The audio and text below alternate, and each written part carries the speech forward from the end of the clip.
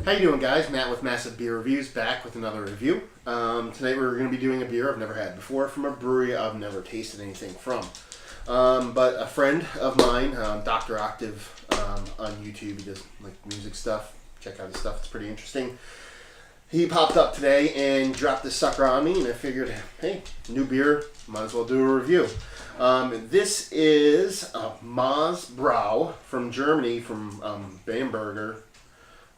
Germany, Christmas Box. So I'm assuming it's going to be a Doppelbock, even though it just says Bock on it, just based off of what he's told me. But it says Bamberger's, what is it, Mahr Brown Christmas Bock on the front.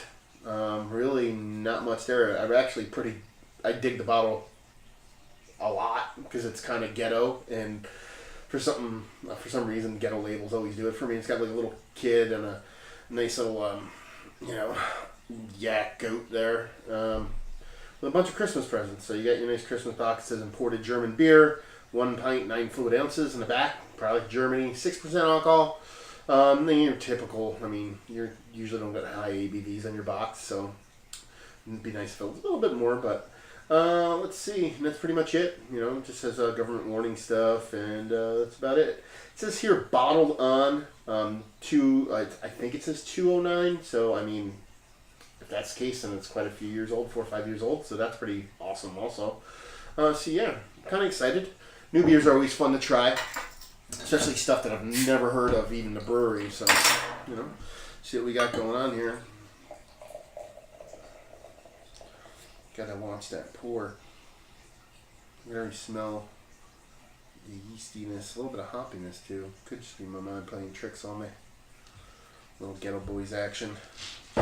Really nice head. Didn't even get the whole thing out. I mean, this is a gigantic Duvel tulip too, so should be able to hold it all. But really nice head on it.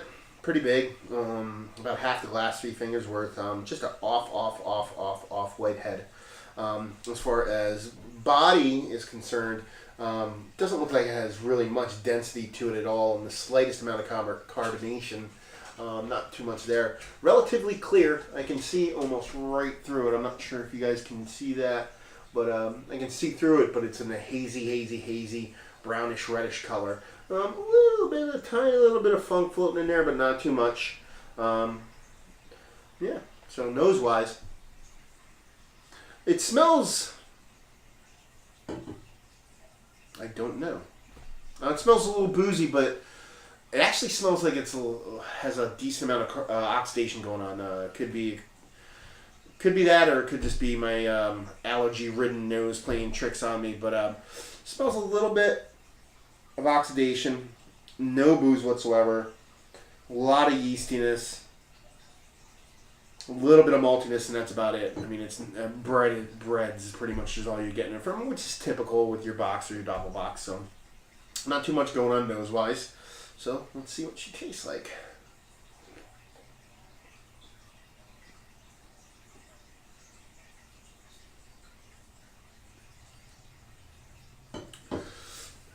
Definitely not oxidized. Could just be, like I said, my nose playing tricks on me, or the kind of yeast they use. Sometimes I get that confused nose-wise, sometimes in specific German-style beers. It doesn't really have too much going on. It has decent mouthfeel. Like I said, I didn't think it was going to have a decent amount of density to it, but it's not too shabby mouthfeel-wise. Taste-wise, it's really basic. Not much to it. You can taste a little bit of malts.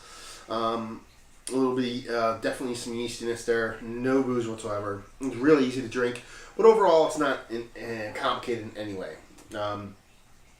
It's not a bad beer, but definitely not something I would write home about. It could probably use a little bit of maltiness, extra maltiness, that would maybe kick the ABV up a little bit and just make it a little more robust of a beer. But all in all, it's a pretty basic, straightforward Bock that really is kind of just not bad, not good, and kind of just there. Overall, rating-wise, I'd probably give it like a 75 out of 100, just because it's pretty uninspiring.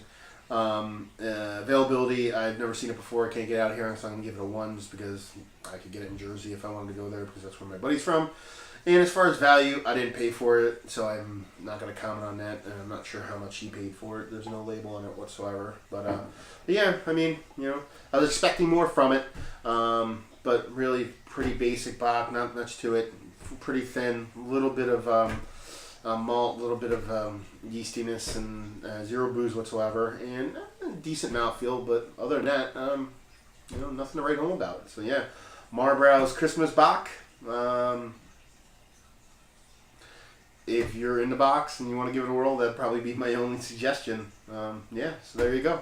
Another review in the books. I'm Matt with Massive Beer Reviews. If you like this review, hate this review, think we're wrong, want to complain, want to tell us beers that we should try, whatever, please leave them in the comment section below. If you'd like to check us out on the internet and other places, you can on Facebook, Instagram, and Twitter at Massive Beers. And all those places. We're probably the most active on Instagram. Post all our updates for our videos, but also I'll put beers up that we are going to review, or even beers that we're not reviewing but we're just having. So definitely check us out there. And yeah, so another review in the books. Hope you enjoyed it. Hope you're drinking a good beer right now, and hope to see you again. Cheers.